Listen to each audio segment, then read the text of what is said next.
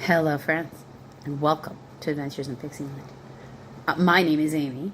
I am an ordained minister. We are in Bible study.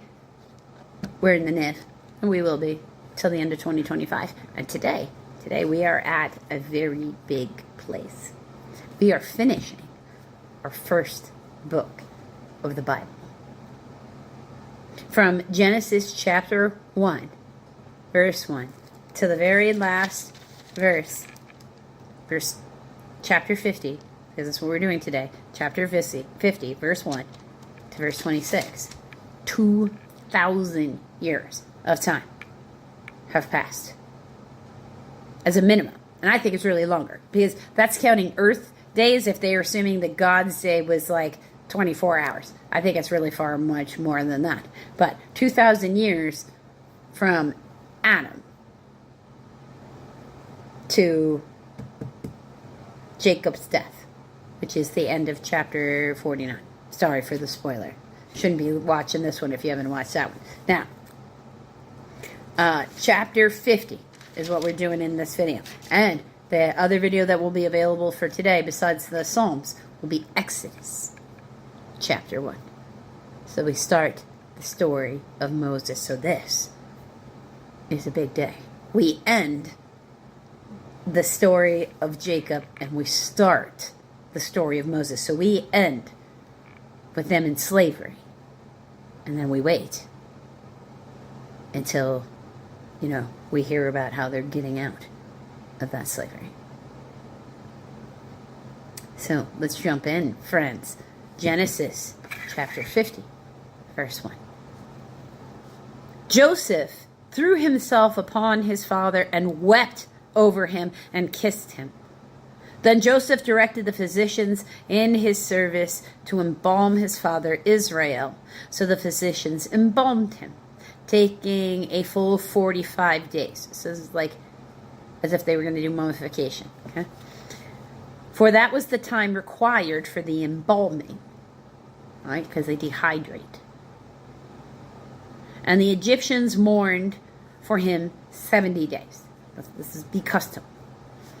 When the days of mourning had passed, Joseph said to Pharaoh's court, "If I have found favor in your eyes, speak to Pharaoh for me. Tell him, my father made me swear an oath.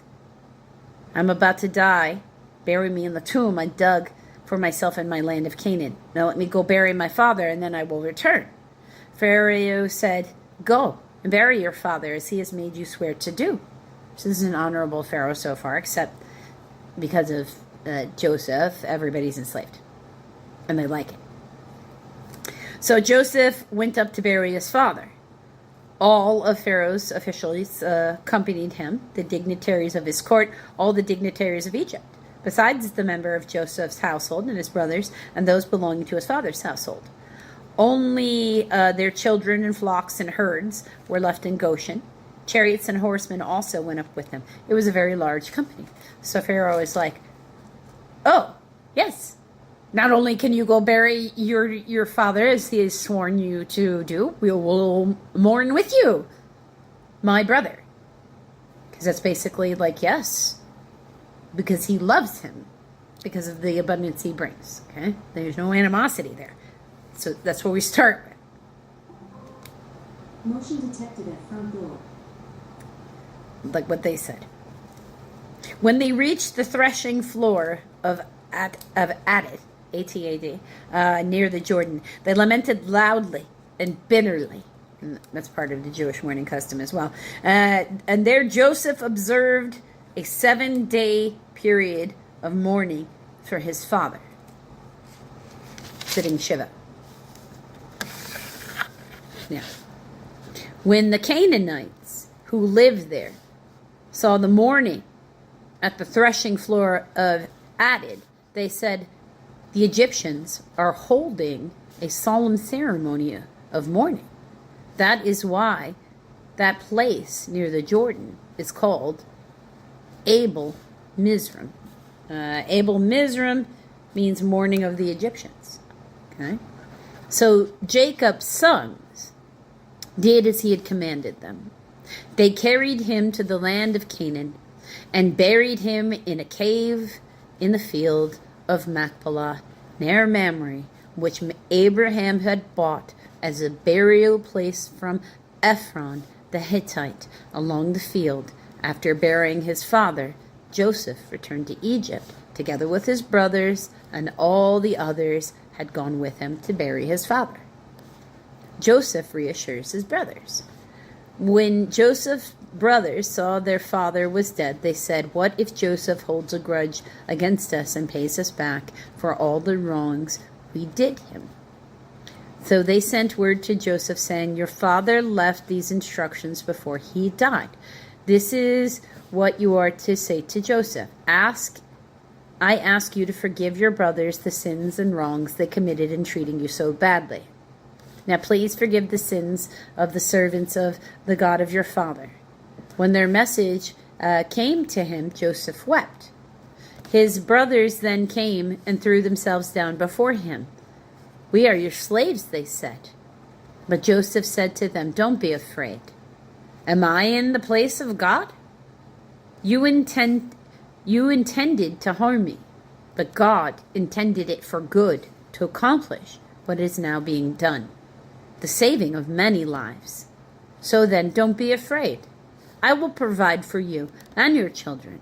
And he reassured them and spoke kindly to them, so he had forgiven them. The death of Joseph. Joseph stayed in Egypt along with his father's family.